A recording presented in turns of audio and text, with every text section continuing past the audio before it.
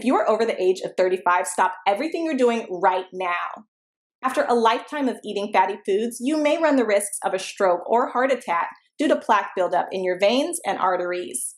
To learn how you can reduce your risks, visit youthfountainlab.com or call 1-800-853-7856 today. This may be a life-changing call for you or someone you love. Thank you, and we hope to hear from you.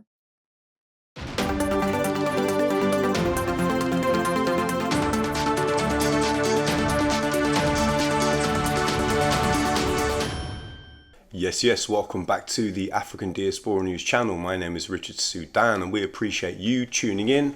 Please like and subscribe and support the platform, and don't forget to sign up to the website, very important at this time. Now there's a very interesting story which hasn't got many headlines, and I know why, but it's out there nonetheless. We've just learned that the United Nations Human Rights Council and the United Nations Human Rights Chief has called for reparations for people of African descent in the United States.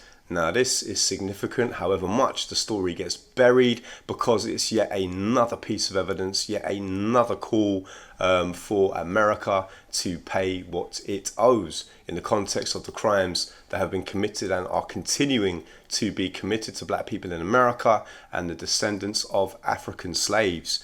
Now, the call was made to quote-unquote make amends for racism against people of African descent, and the findings cite concerns about 60 countries, including the UK, Belgium, France, Canada, Brazil, and Colombia, among others. Now, of course, it's very important that the United Kingdom is named among the countries that should be paying reparations, because, of course, the UK likes to put forward an image of being the nation which ended slavery, which just isn't true. Haiti did it first, and Britain only ended the slave trade because it wanted to stop African slaves being imported to France, because France was an economic competitor of Britain during the colonial period. Now, we've seen umpteen calls for reparations to be paid by the United States, and it's time for the US to cut the check. There was a big song and dance made about reparations round about election time. You remember, it was really popular. Joe Biden, who is framed as some kind of liberal, some kind of nice guy, made a lot of noise about reparations, as did other Democrats, as did other politicians from across the board. And of course, lo and behold, shock horror, as soon as Joe Biden got his keys to the White House, the talk of reparations, and that's all it was talk, has fizzled down to damn near nothing. Now, of course, we know that so many other groups have already benefited economically from Joe Biden's presidency. From day one, on the first day, Biden signed a number of executive orders, and it seems as if money, resources has been allocated to every other single group except for African Americans and the descendants of captive Africans who literally built the country from scratch. Let's be clear about that. There would be no United States of America were it not for hundreds of years of free labor from African Americans who still have yet to receive justice in any form, in addition to still dealing with the ongoing system of racism that's present to this day. Now, you know, the United Nations is an institution itself seeped, in racism, perpetuating a system of inequality and injustice around the world. But nonetheless, for the UN Human Rights Chief, the UN Human Rights Council Chief, to make this acknowledgement is an indication of the kind of groundswell, the demand for reparations that is building. The political class can ignore it as much as they want, but in this day and age, more and more people are acutely aware of the demand, the necessity, and the right for reparations. Now, you know what we always know is that whenever any crisis hits the United States or Britain, of course, is named as one of the countries which should be paying reparations. There's money for every single crisis which happens. It could be the economic crisis, when COVID-19 hit, there was millions, if not billions rather, available all of a sudden at the drop of a hat to sort out the crisis. So we hear all these excuses time and time again about why reparations can't be given.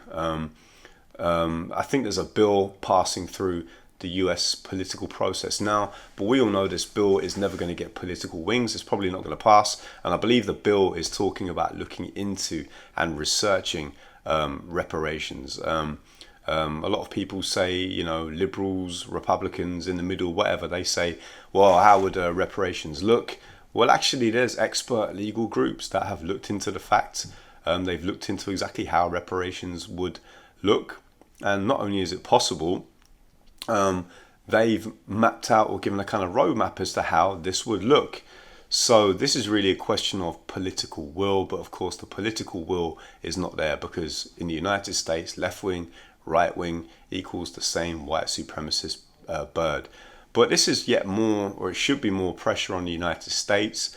Don't forget there was a report which came out a month or two back from a group of very serious, very conclusive, very thorough international lawyers who actually said that the epidemic, the problem of anti-black policing in the United States actually constitutes a crime against humanity. And again, they gave a very conclusive, very concise report, which actually gave a number of recommendations to the federal government and even gave some kind of indications about how the problem could be curbed on a state level. So there really is no excuse for the United States not to get its house in order regarding reparations and dealing with the phenomenon, the problem, the poison, the disease of anti-black racism in the United States.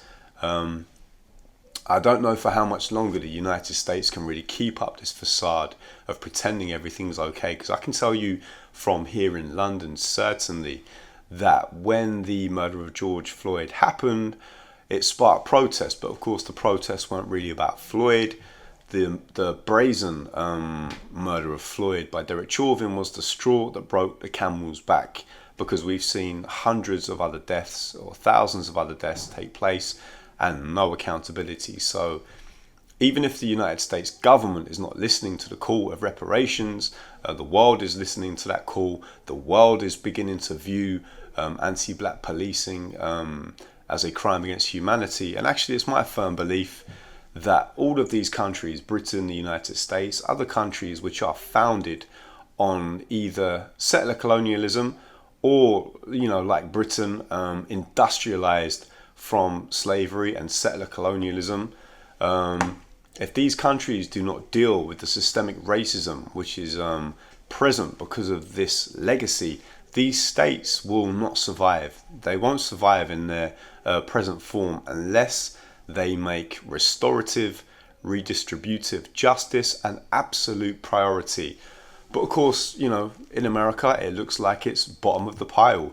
So many people, including, you know, many black people, people from all walks of life, seem to view Joe Biden through this sort of kind of white savior prism, which to me is baffling, because if you look at the man's record, he's got a terrible record of racism regarding his treatment, his views, his policies, which have devastated black America. And these policies are a matter of historical fact, not even up for debate. And yet, you know, he gets a pass time and time again. And I've noticed, especially when politicians get a few grey hairs, they have this kind of granddad appeal about them. People are willing to forgive and forget so fast. But we shouldn't forgive, we shouldn't forget. These people's feet need to be held to the fire, politically speaking, I mean. Their feet need to be held to the political fire. They need to be held accountable. And the demands for reparations, the demand for restorative justice needs to build, needs to be louder. And the US needs to be forced into paying this money. And America can pay this money. You know, there's money there for extravagant US military budgets every year, which I think gets bigger every year. There's money for wars. There's money for COVID relief. There's money to bail out the banks. There's money for the LGBT struggle, which is one of the biggest insults for me, which is twofold. Number one, there is no struggle comparable with the injustice that black Americans have faced and are facing.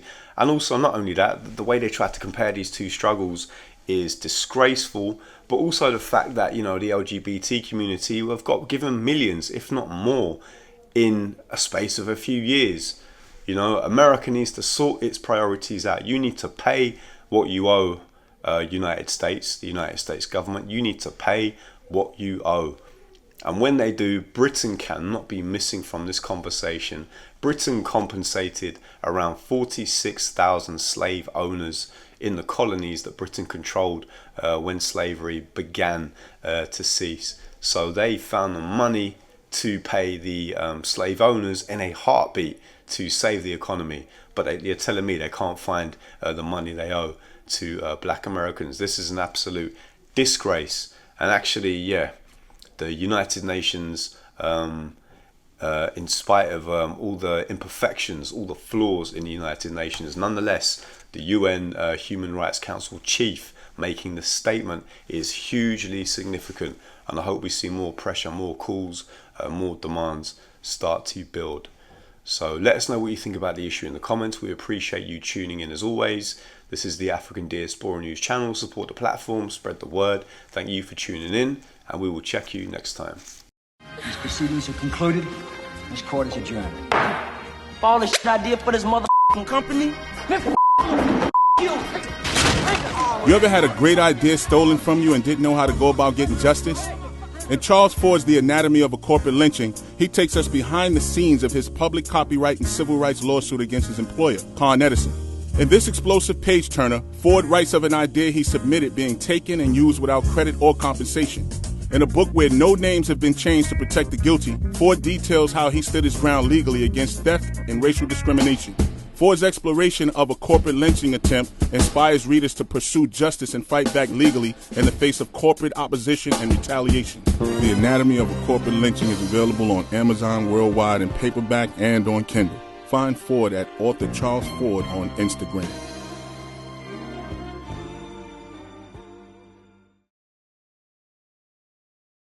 Thank you for watching. Make sure to subscribe to our YouTube channel and download the African Diaspora News Channel app, now available on Google Play and the Apple App Store.